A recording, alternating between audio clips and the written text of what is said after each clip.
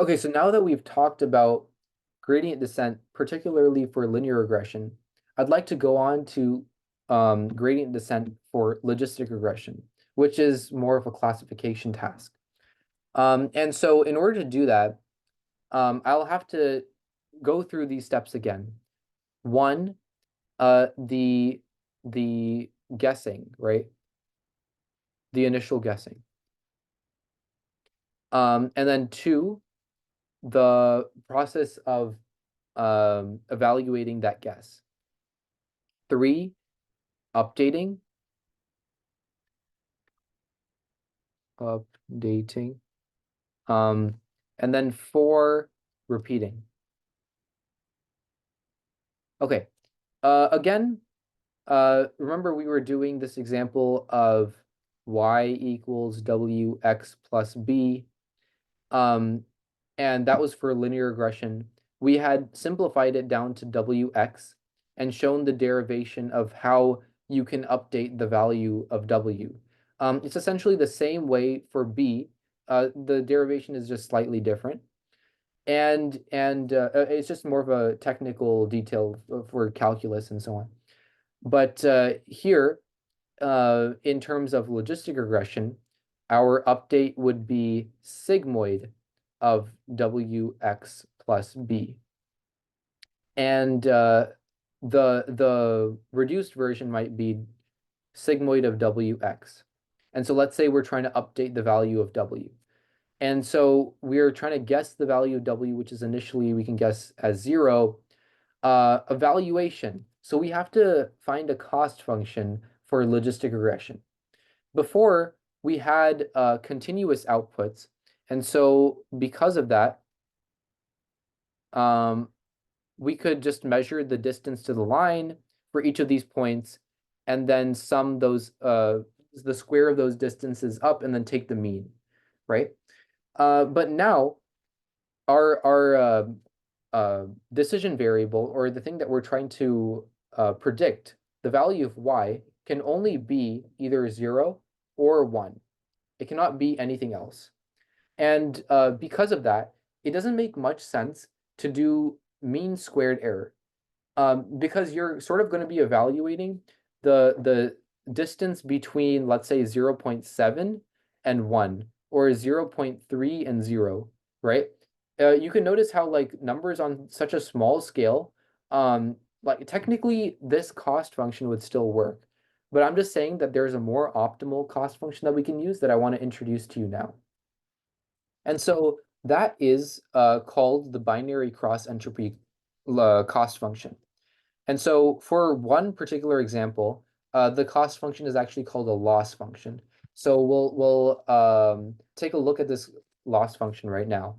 So if we take the value of y, right, and we have the value of the predicted value of y, and we want to find out what is the cost.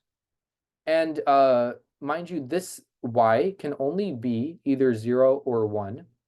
And this y hat can range from anything between 0 and 1, theoretically. And let's say like it's passed through the sigmoid function, and therefore it can neither be 0 or 1, but it can be arbitrarily close to both, and it's between both.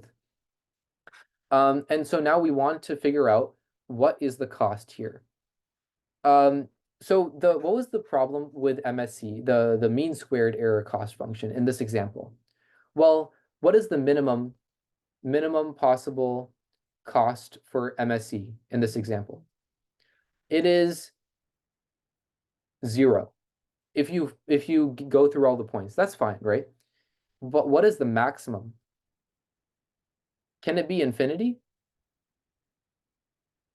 Before it could, because your line could just be infinitely far away from the point. But it's not possible anymore. So the maximum possible error can only be 1. Between 0 and 1, the distance would be 1. So if this was the actual value of y and this was our predicted value of y, or let something arbitrarily close to 1, then the distance between these two squared would basically just be 1. And that would be the maximum of the cost function in this example. What if we want the maximum to be actually infinity? We can use the binary cross entropy cost function in this example. So this would be y log y log y hat plus 1 minus y log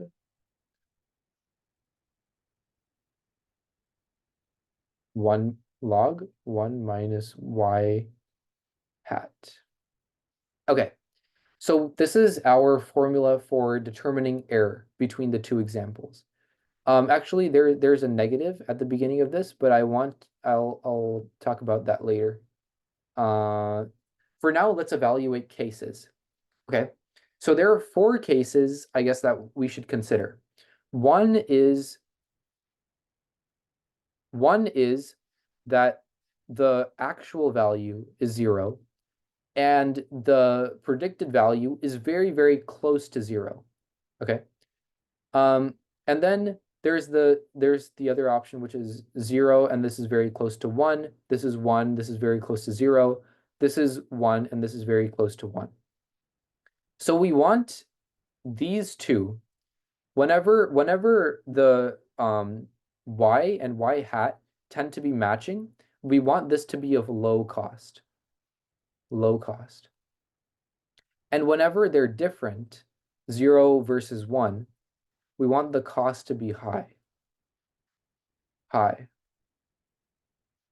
And now going back to this over here, we have y log y hat 1 minus y. So we have this complicated formula. Let's plug in this value, this example over here. So this is 0. So this becomes 0, and this becomes 0, right? And immediately you can see that this term would go away. 0 times anything would just be 0. Now over here, you would have 1 minus 0 times log of 1 minus 0. So this, in the first case, so this is 1, 2, 3, and 4. In the first case, this would be like essentially crossed off, and you would have 1 minus 0, which is just 1, and then log of 1. That would be equal to 0, right? So therefore, and even if we put the negative sign in front of it, negative 0 is still 0. So therefore, this is, I guess, low, right? I guess the lowest it can possibly be. Now, if you're thinking about the first term again, where it was 0 times log of 0, and log of 0 is like very close to like negative infinity. If you're thinking about that, then you should also consider that y hat can never actually be 0. It's very close to 0, but since this term right here is actually 0, 0 times any finite number would actually just be 0. Okay, anyways, in the second case, the y is 0 and y hat is 1. So y is 0, that means that this gets canceled out and this turns into a 1. And so we're just left with log of 1 minus 1, which is like 0. Or it's slightly positive. So it's not 0, but it's slightly bigger than 0. So I'm going to write 0 plus. Okay, so it might be 0.000001 or something. And I just want to draw the graph of log. So this is x, and then this is log x. So this would look something like that, okay? Where there's an asymptote at x equals 0, where it goes all the way to negative infinity. So the closer you are to 0, if you're still like positive and you're getting very, very close to 0, then this would go to negative infinity. So this would be negative infinity. But you're thinking, shouldn't this loss be high? Well, there's the negative sign in front of that, which gives negative of this, which is essentially positive infinity. And mind you, infinity is not actually a number. I'm just representing like infinity as some arbitrarily like large number. Okay. And therefore the cost would be high, as intended, as we intended over here. In case number 3, you have y is equal to 1. So this would be 1 minus 1. So this would be 0. And this would be 1 this time. So in the case that y is equal to 0, this would be 0 and this would be 1. And in the case where y is equal to 1, this would be 0 and this would be 1. So we're looking at this term now. So this would be log of whatever y hat is. So let's say y hat is 0, but positive. It's positive, but it's very, very close to 0. Then we would get negative infinity. And then remember, we have this negative on the outside to reverse this. And then we have positive infinity. So the cost, or how badly the model is doing, is a high number. And then you have case number 4, which is log of, so this term disappears, right? This term disappears, but we have log of 1. Or it's basically something that's very, very close to 1. And this would be 0. So this is a low, it would be like negative, but it would be 0. And then after applying this negative sign over here would be positive.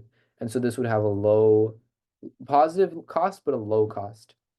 And essentially that's how you would figure out the cost for logistic regression.